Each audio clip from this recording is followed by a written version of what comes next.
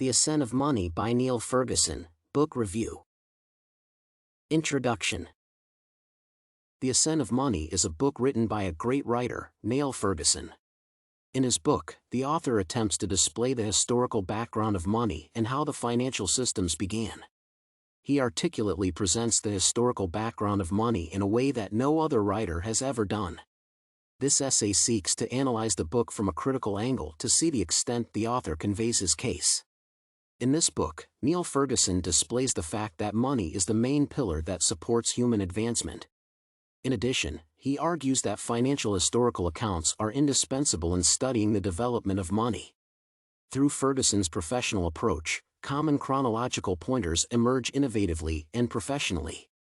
It seems like within no time the development of a new beginning is imminent. For instance, a boom in the market for art and construction was created when Italian bankers approved Arabic arithmetic. The main arguments in the book. One of the main arguments in the book is the rise of the Dutch and the role it played in the development of the money system. The ascendance of the Dutch Republic is viewed as the achievement of the world's first contemporary bond market and bankrupt Habsburg tyranny. Similarly, the genesis of the French uprising is traced back to a stock market as a result of an apprehended Scot murderer. With his transparency and vigor, Ferguson expounds on fundamental financial institutions and notions by showing their origins. In the book, he carefully combines his writing skills to give lay readers a fascinating explanation of international financial historical development. Coincidentally, the book was launched at the same time as an eponymous television series that has by now been shown in most of the English-speaking regions in the world. Both the film and the book are immeasurably enjoyable and readily available, but the latter perhaps makes for a more convenient platform. Methodology. The introduction prepares readers for the author's thoughtful outline of the story that displays the initial stages of the development of money. The author is disturbed by the recurrent hostility to financial agents and spiritual minorities linked with early modern European history. In the first years of the 17th century, the development of money systems had taken a turn in Europe, even though the development was still determined by the demand for costly and persistent warfare and the objective of monopolizing business with the East.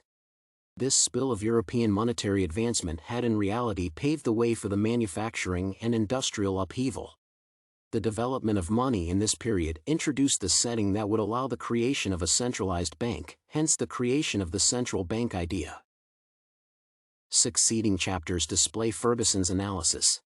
Titled Of Human Bondage, Chapter 2 investigates the clarity of the European monetary course. It begins with describing the prevalence of Florentine citizenry and its participation in financing the nation's liabilities in the 14th century.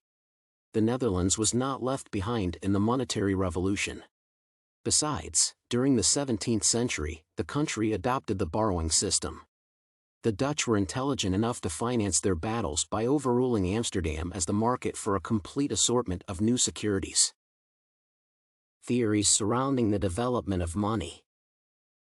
The 18th and 19th centuries are typified by Anglo-French resistance. But here, Ferguson sees a wide opening stuck between Protestant Britain, where community debt non-payment became inexistent, and it increased by many folds. The powers of landed nobility lessened while a specialized national service became more influential, and the government bond issues lost credibility.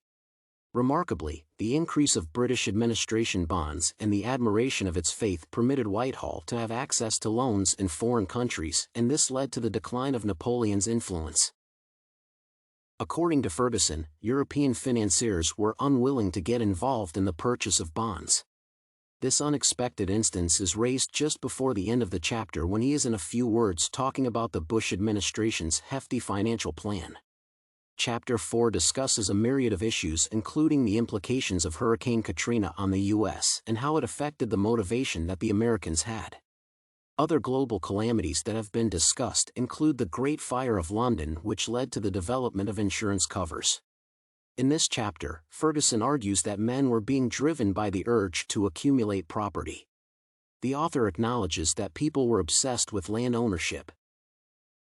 Ferguson asserts that most families had their homes. He connects this to the astounding community revolution. The expansion of home ownership is supported by other writers such as Fannie Mae. Ferguson does a magnificent job of explaining the association linking the Great Economic Depression to the current financial constraints experienced around the globe.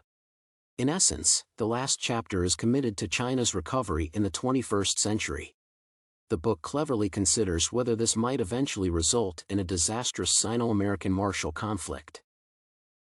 Conclusion. This paper has critically interrogated the author's achievement in arguing his case on the subject.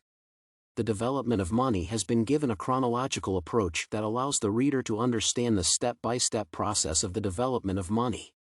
The book has not only discussed the development of money but also the development of the financial systems that exist today. It is a clear and concise work of art that describes the real development of the current currency systems. This review has tried to examine the book chapter by chapter, picking up the themes and stories represented from each one of them. The book is an easy-to-read work of literature and is attractive to both the elite financial experts as well as the layman. Although he is explaining very complex societal issues of global concern, Naill Ferguson uses very simple language and tone in his book.